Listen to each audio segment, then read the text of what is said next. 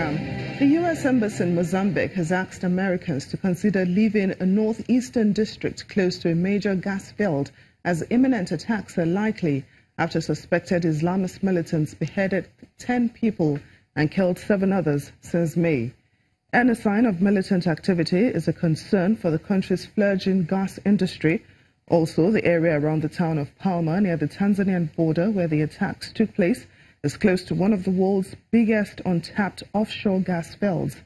6 men wielding machetes killed at least 7 people and injured 4 others this month in the predominantly Muslim region close to the Tanzanian border, and 10 others were beheaded last month. At least 7 people have died in a boat accident in a village in Somalia's southern Lower Shabelle region. The accident happened while the boat was transporting people from Afgoye town to Agwili town. Several people managed to swim ashore while others were rescued. 7 people were earlier reported missing, but it was later confirmed that they had drowned. The Deputy District Commissioner of Lower Shabelle, Abdul Fattah Haji Abduli, says investigations into the cause of the accident has already commenced. The Ugandan Parliament has ordered a comprehensive investigation into a string of murders that have taken place across the country after a legislator was gunned down on the outskirts of the capital, Kampala, on Friday. The Member of Parliament, Ibrahim Abriga, died after unknown gunmen shot at his car near his home outside the capital. The legislator's younger brother, who was his bodyguard, also died in the incident. The government of Uganda has decried the murder as an act of cowardice and vowed to find out who was behind it. We should reflect deeper in this and say, what is that is missing in our security line? Is it a revolt from within the state itself? Can we rule out international terrorism? How dare you recruit people in the community policing, thousands of them, give them guns, you don't train them, you don't give them money, and tomorrow you raid them off?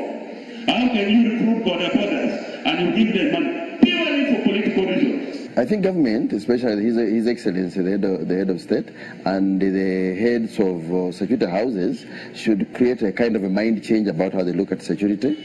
One, they should remove and pull out politics completely. They look at it as an institution of safeguarding people and their properties. And if the mindset is not changed, we will still have a problem. The president of Madagascar says a new consensus government has been appointed after negotiations. The main goal of the new government is to organize elections. Last month, Madagascar's Constitutional Court ordered the president to appoint a new prime minister who would form a cabinet made up of politicians from all parties. This followed a political deadlock and street protest over attempts to block an opposition presidential candidate and impeach the president.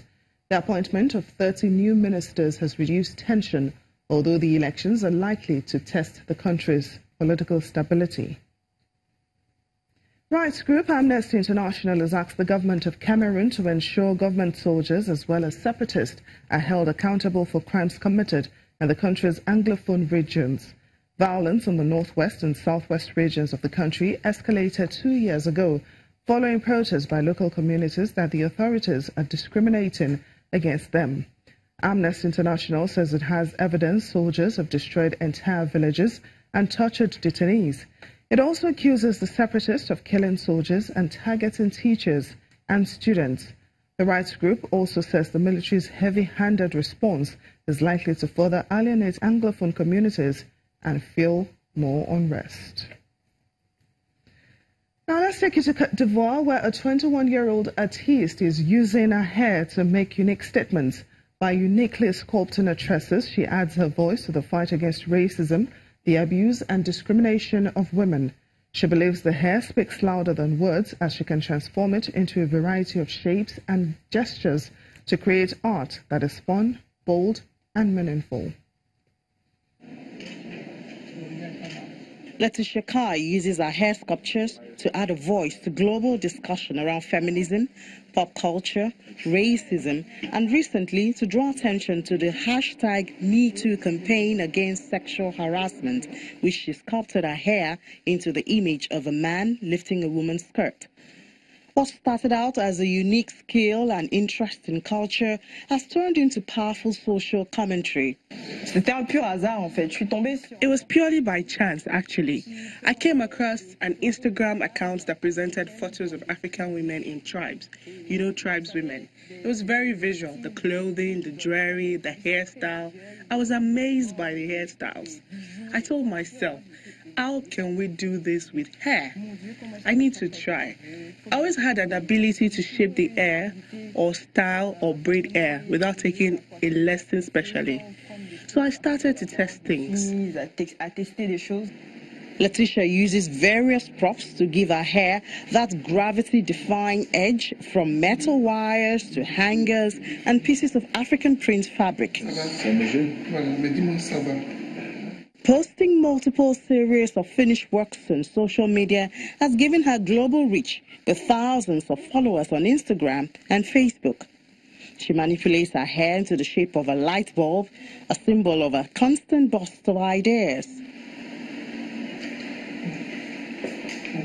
Letitia says she is most passionate about celebrating Africa and emphasizing black women's natural beauty, which she says is unvalued in a world where the typical standard is white.